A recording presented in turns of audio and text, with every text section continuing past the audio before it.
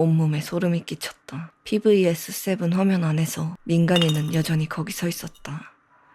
바로 병사들 코앞에 말이다. 멀뚱멀뚱 고개만 숙인 채 서 있는 그 사람. 나는 다급하게 무전을 날렸다. 앞에 사람 안 보이냐? 지금 너희 바로 앞에 있잖아. 고개 숙이고 있는 사람. 그러자 병사의 목소리는 떨렸다. 소대장님, 진짜 아무도 안 보입니다. 진짜 안 보입니다. 순간 야간 투시경 속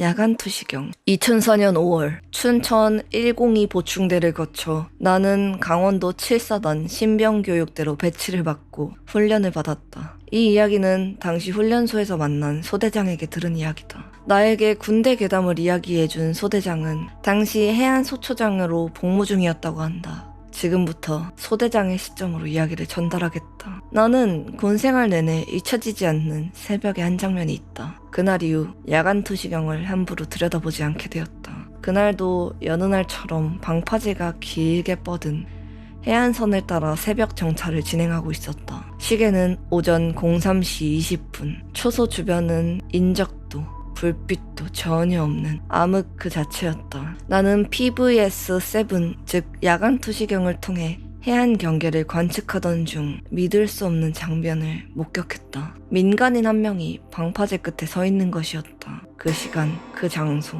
민간인이 있을 순 없었다. 해안은 철저히 통제되고 지형 특성상 외부 침입은 구조적으로 불가능한 곳이다. 나는 즉시 초소 근무 병사에게 무전을 보냈다.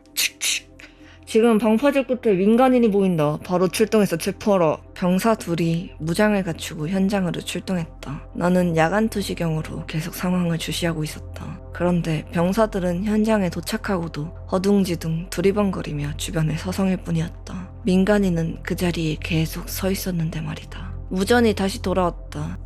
소대장님, 현장에 도착했는데 아무도 없습니다.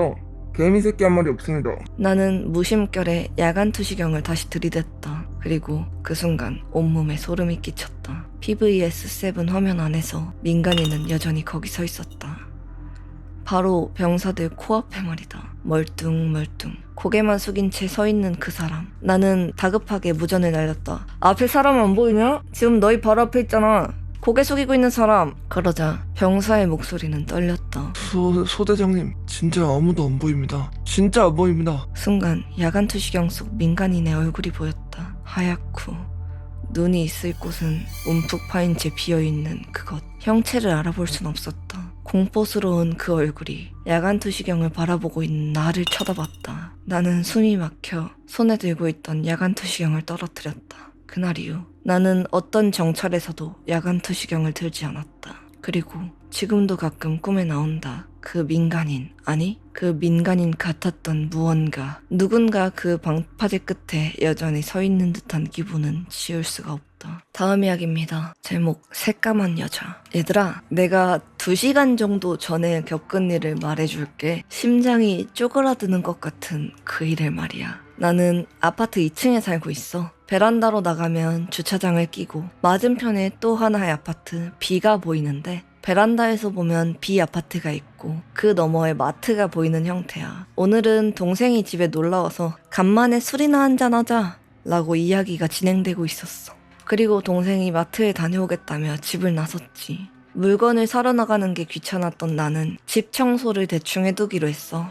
정리를 마치고 담배나 한 대 태울까 싶어서 베란다로 나갔어. 하지만 담배를 다 피웠는데도 동생이 보이질 않는 거야. 그러다 추워서 방으로 그냥 들어가려는데 마침 동생이 나오는 게 보이더라고. 반가운 마음에 나는 철없이 손을 흔들며 야, 보이냐? 하며 동생에게 소리를 질렀어. 횡단보도 너머에 서 있던 동생은 전혀 알아차리지 못하는 것 같았어. 다시 한번 크게 양손을 흔들며 소리치려는 순간 무언가를 눈치챘어. 정면에 있던 B 아파트 2층, 딱 내 시선과 일치하는 집 안에서 새까만 여자가 날 쳐다보고 있는 거야.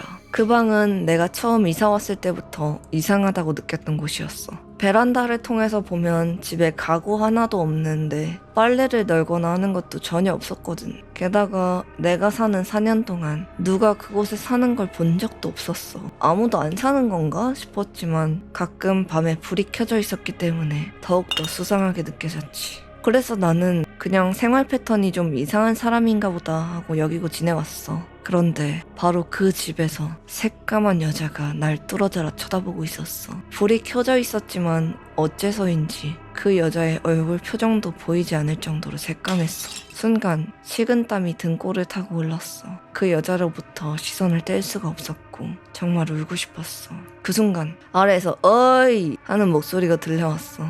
아래를 보니 동생이 웃으면서 하하, 술 잔뜩 사왔어. 라고 하더라고. 나는 그 모습에 가능한 활기차게 야 네가 쏘는 거지? 하며 동생을 보고 대답했어. 그때 내 머릿속에는 정면에 있는 저 여자가 자신을 부른 거라고 생각하지 않게 하는 거였어. 어떻게든 정면을 다시 보지 않으려고 노력하며 나는 방으로 돌아왔어. 그 여자가 아니라 동생에게 말했다는 걸 어필하기 위해 야 에이야 빨리 올라와 많이 기다렸어 라고 말하며 조금 안정을 찾고 나니까 동생이 돌아왔다는 것에 안심한 건지 조금 짜증이 나는 거야. 왜 남의 집을 저렇게 뚫어져라 보고 있는 거냐는 말이야. 계속 그러고 있으면 한 소리 해주려는 마음에 커튼을 확 젖혔어. 그러자 정면에 있는 그 여자의 집이 보였어. 믿을 수 없는 속도로 불이 꺼졌다 켜지길 반복하고 있더라고. 달칵달칵달칵. 재빠르게 커튼을 닫은 뒤 돌아온 동생에게 엉겨붙어 눈물을 글썽이며 겪었던 일을 말했고 다시 봤을 때 그 집은 여전히 불이 꺼져 있었어. 대체 그 집은 정체가 뭐였으며 그 여잔 뭐 하는 사람이었을까?